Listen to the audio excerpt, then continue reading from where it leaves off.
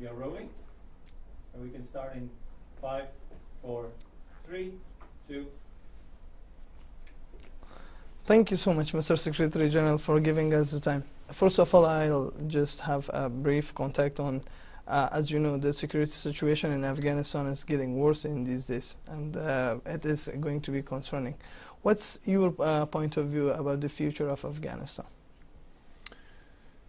We don't believe that it is the easy way to peace and stability in Afghanistan. At the same time, we are impressed by the dedication, by the professionalism, by the commitment of the Afghan security forces, the Afghan army and police, to address the security challenges we see in Afghanistan.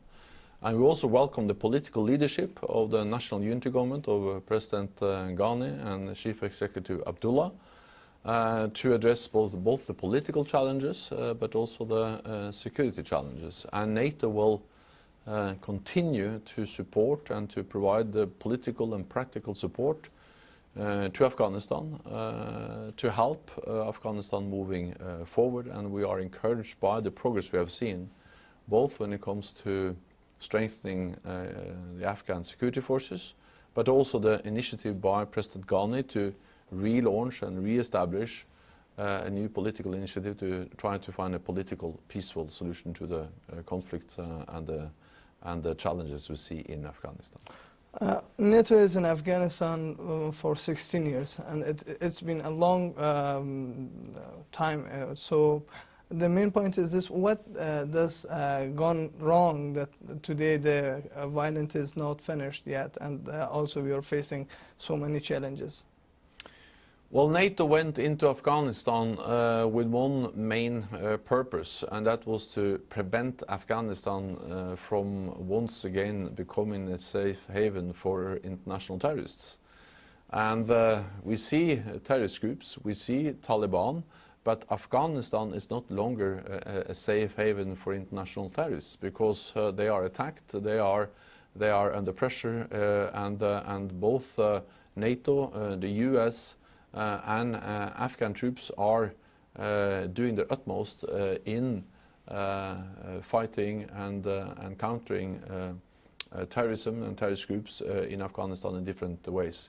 NATO do not conduct or doesn't conduct combat operations anymore, but we help the Afghans fight terrorism. So the main goal of our presence to prevent Afghanistan being a safe haven for international terrorists has been achieved, but we have to continue to help the Afghans to stabilize their own country, and therefore we are now focusing on how we can do more, especially when it comes to strengthening the special operation forces of the Afghan army and helping Afghanistan with developing their own air defenses. We think these are two key capabilities which can help to break the stalemate and make it possible to make progress in the fight against Taliban and terrorists. I remember in one of your speeches you said that political settlement in Afghanistan is the only way and the only solution to end this fight.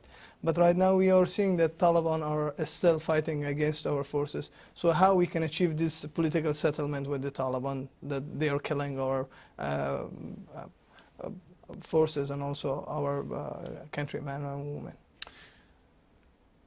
First of all, I think it's extremely important to remind ourselves on the following fact, and that is that a solution in Afghanistan has to be owned by the Afghans themselves. NATO cannot impose a solution on Afghanistan. The Afghans have to solve their own problems. We cannot solve the problems for Afghanistan.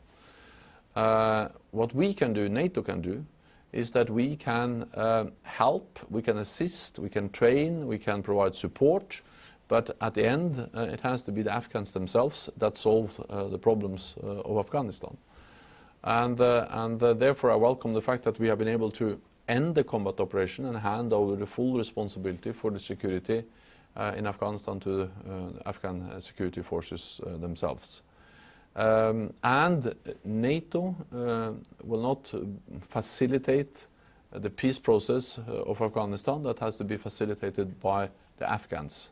And therefore I very much believe this has to be an Afghan-owned and Afghan-led process, and therefore also welcome the initiative taken by the President Ghani to have a dialogue, to have meetings in Kabul addressing the issue of how to move forward on a political process which will hopefully end or provide a peaceful solution.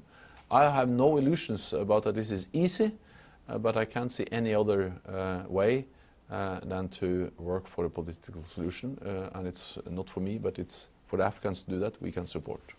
Pakistan is right now the concerning point in our strategic depth in Afghanistan, and they're supporting terror groups. So how we can just get a political settlement with the Pakistan to achieve the goal, and then to bring Pakistan to this idea that supporting terrorism is not a good thing to the region, actually.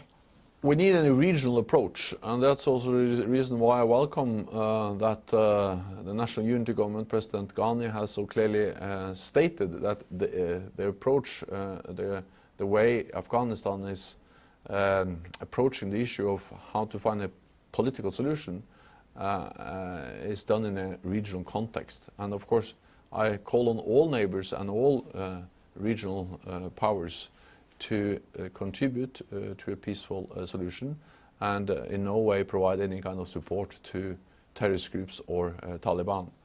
There is a link between what's going on the battlefield and what we can achieve around the negotiating table.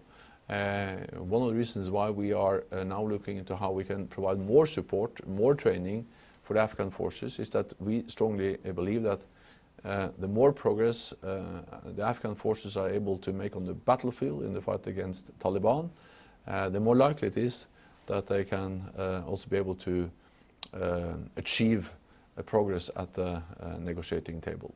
Thank you so much. Thank you so much, Mr. Secretary General. Thank you.